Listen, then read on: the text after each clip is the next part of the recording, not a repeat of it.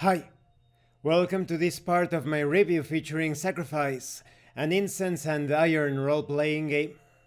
If you haven't seen the other parts of my review, featuring this RPG, where you fight the horrors of Christianity and the Middle Ages, please check out the playlist in the description below. This time we are going to talk about travel procedures, corruption, and experience points. Keeping track of the player character's journey in Sacrifice is done with the help of a hex grid, with each hex representing 6 miles. Each day of exploring and traveling in the wild is roughly divided into 3 phases of 8 hours each.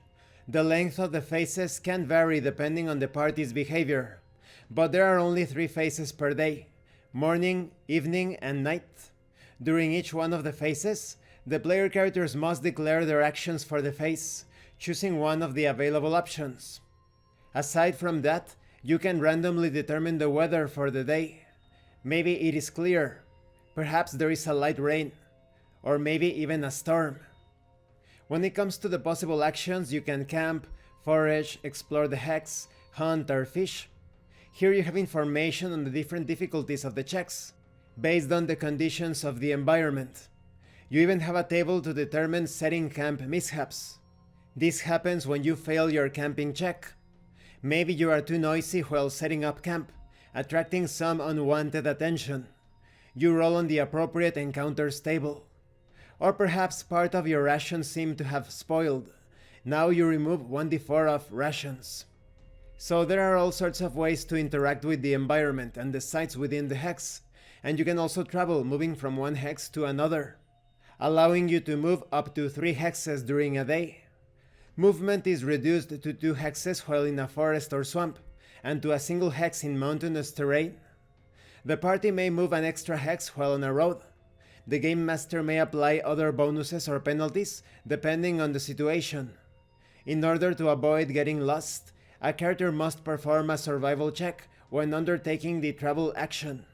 A lost party moves the declared amount of hexes in a random direction and must roll on the traveling mishap table. Perhaps the party runs into some type of encounter, that's it. Or maybe the path ahead is blocked in a way that makes sense for the biome: rocks, downed trees, a flood, a landslide, etc. In order to proceed, the characters must overcome the obstacle or circle around the hex in the next phase.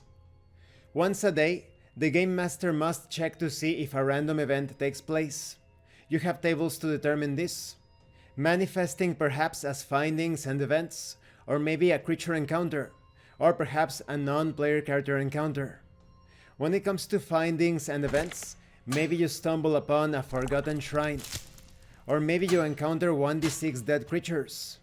When it comes to random encounters, maybe you run into a giant spider, or perhaps a land lamprey.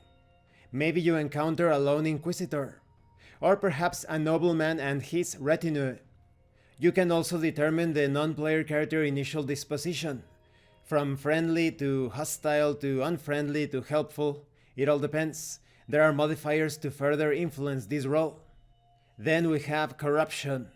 The world is an ugly place, being strangled and suffocated by the polluting influence of demonic beings, which manifests itself as corruption.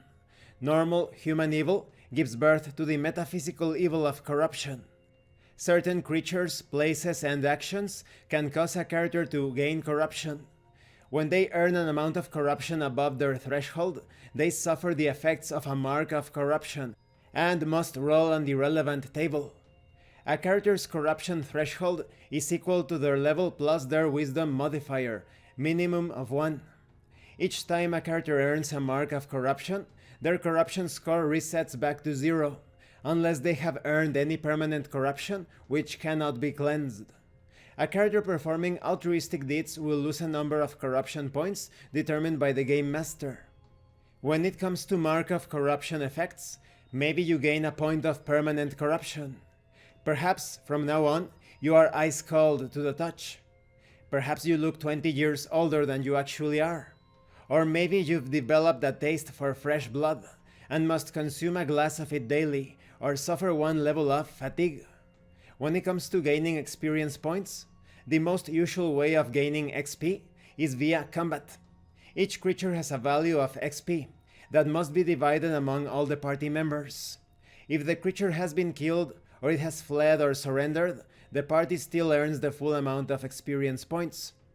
There are other ways of obtaining experience points, such as successfully passing an ability or skill check outside of combat. You can also obtain experience points by achieving critical hits in battle. The Game Master can also grant additional experience points rewards, such as rewarding a good idea or encouraging actions that move the story forward. And this concludes this part of the review. In the next part we are going to talk about the setting, the world, the lore of this dark continent where the game takes place.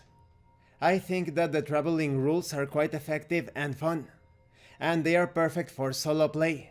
There is actually a solo expansion for this RPG.